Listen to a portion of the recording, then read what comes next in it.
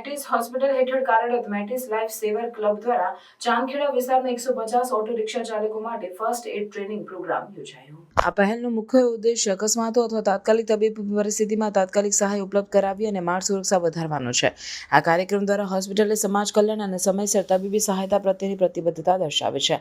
તાલીમ દરમિયાન તબીબી નિષ્ણાતો અને ટ્રેનર્સે CPR, લોહી વહેતા રોકવાના ઉપાયો, હાડકાનું ફ્રેક્ચર સંભાળ તેમજ બેભાન મુસાફરોને હેન્ડલ કરવાના પ્રાથમિક નિયમો વિશે માર્ગદર્શન આપ્યું. ઉપરાંત જખમોની જાળવણી, સ્ટ્રોકના લક્ષણો ઓળખવા અને હૃદય રોગના હુમલાના જવાબમાં તાત્કાલિક પગલાં ભરવા અંગે પણ માહિતી આપવામાં આવી. કાર્યક્રમ દરમિયાન મેટ્રિસ હોસ્પિટલના પ્રતિનિધિએ જણાવ્યું હતું કે ઓટો રિક્ષા ચાલકો અનેક વખત અકસ્માત સ્થળે સૌપ્રથમ પહોંચે છે. આ તાલીમ તેમને ઘાયલ લોકોની તબીબી સહાયતા પહોંચી શકે ત્યાં સુધી તાત્કાલિક મદદ કરવાની ક્ષમતા આપશે, જે જીવ બચાવી શકે છે.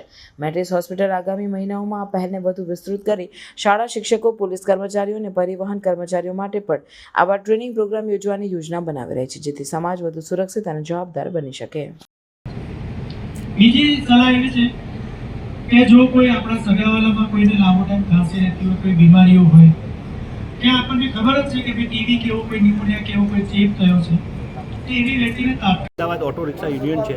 અમને સાથે એક BLS basic life support and ટ્રોમાના પેશન્ટ કયા રીતે હેન્ડલ કરી શકે અને માટે એક માહિતી આપવા માટે એક મિટિંગ રાખી છે. અહીંયા જેમાં 160 જેટલા ઓટો રિક્ષા ડ્રાઈવર ઓલ અમદાવાદથી આવ્યા છે.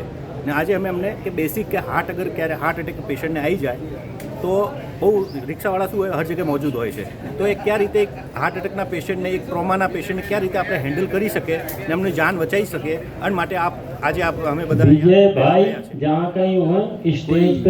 ઇમરજન્સી હેલ્પલાઇન કે એવું કોઈ ફેસિલિટી બનાવી છે? આપણી ઇમરજન્સી હેલ્પલાઇન બનાવી છે. બધા ઓટોમાં આપણા ઇમરજન્સી નંબર બી લાગશે કે અગર કશું બી ઇમરજન્સી હોય તો વિથિન 5 મિનિટ્સ મેટિસ હોસ્પિટલ ત્યાં પહોંચી શકે. જ્યાં સુધી અને માટે જ આ ટ્રેનિંગ રાખી છે કે જ્યાં સુધી એમ્બ્યુલન્સ યા બેસિક હેલ્થ સિસ્ટમ અમારું ત્યાં ના પહોંચે ત્યાં સુધી ઓટો ડ્રાઈવર યુનિયનના જો બી કાર્યકર્તા એ હેન્ડલ કરી શકે અને માટે આ મેન રાખ્યું છે. અને ભવિષ્યમાં કદી બીજા કોઈ કેબ ડ્રાઈવર્સ કે એ લોકો માટે ઇન ફ્યુચર આપણે વિચારીએ છીએ અને માટે એક અમદાવાદમાં આપણે ઓટો ડ્રાઈવર સાથે ચાલુ કર્યું છે. ઇન ફ્યુચર આપણે ઉબેર, ઓલા, કેબ સાથે બી આ બધું સિસ્ટમ રાખવાના છે. અમદાવાદ રિક્ષા ચાલક એકતા યુનિયન પ્રમુખ વિજય મકવાણા. આજે ખૂબ સારામાં સારું આયોજન કરવામાં આવ્યું છે મેટ્રિસ હોસ્પિટલ તરફથી.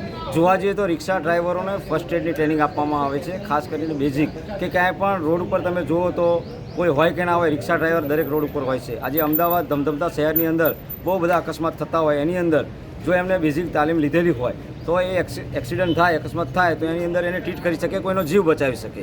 આ સાથે સાથે એવા રિક્ષા ડ્રાઈવરો જેણે પ્રામાણિકતા અને ઈમાનદારીનું કામ કર્યું છે, જેણે મોબાઈલ, લેપટોપ, દરદાગીના જેને પાછા આપ્યા છે પેસેન્જરને, એવા ડ્રાઈવરોનું પણ મેટિસ હોસ્પિટલ તરફથી સન્માન આજે કરવામાં આવશે. એમને પ્રમાણપત્ર આપવામાં આવશે, એમને ગિફ્ટ આપવામાં આવશે. તો અમે ખૂબ ખૂબ આભારી છીએ મેટિસ હોસ્પિટલના કે આવો સારો કાર્યક્રમ કર્યો છે. અમે બધા એમાં ઇન્વોલ્વ થયા છીએ અને એમણે આગળ પણ બીજા ડ્રાઈવરોને આ રીતે ટ્રેનિંગ માટે પણ અમે પ્રેરિત કર્યા છે. તો બધા જ જો અમદાવાદ શહેરના જોવા જઈએ તો 2 થી 2.5 લાખ રિક્ષા ડ્રાઈવરો છે. તો ધીરે ધીરે આ બધા જો ટ્રેનિંગ લઈ લે તો ક્યાંક ને ક્યાંક કોઈનો અકસ્માત કે જીવનો જોખમ અમે બચાવી શકીએ. કેટલા રિક્ષા ડ્રાઈવરોને લાભ મળે એવું છે? હાલ અમે શરૂઆત કરી છે. આશરે આજે 201 ડ્રાઈવરોને આ ટ્રેનિંગ આપવામાં આવી છે અને આજે 42 ડ્રાઈવરો એવા જે 2024ની અંદર સારી કામગીરી કરી હતી એ લોકોનું સન્માનિત કરવામાં આવશે. આ ઉનાળામાં ખાસ શું ધ્યાન રાખો છો? આવું લૂ ને એવું લાગતું હોય, 40 ડિગ્રીની ઉપર ટેમ્પરેચર હોય, ત્યારે તમે લોકો આ ફેસિલિટી સિવાય તમારી પોતાની કોઈ ખાસ ઉનાળાની અંદર રિક્ષા ડ્રાઈવરો બને ત્યાં સુધી ગરમીમાં તડકામાં ચલાવતા નથી, છાયામાં બેસી રહે છે. લૂ ના લાગે એની માટે લીલું કપડું કરીને માથે રાખે છે. ઇવન એમને જે હુડ હોય રિક્ષાના એની ઉપર પણ પૂરતું એવું કહેવાય કે ફાઈબર અને પેલા મીણિયાનું, કોથળાનું એવું કંતાન જેવું ઉપર રાખે છે, જેથી કરીને લૂ લાગે નહીં, તાપ લાગે નહીં, છાયાવાળી જગ્યા ઉપર આ લોકો બે રહે છે. અને સાથે સાથે પેસેન્જરની પણ સલામતી માટે એવી આયોજન કરતા હોય છે.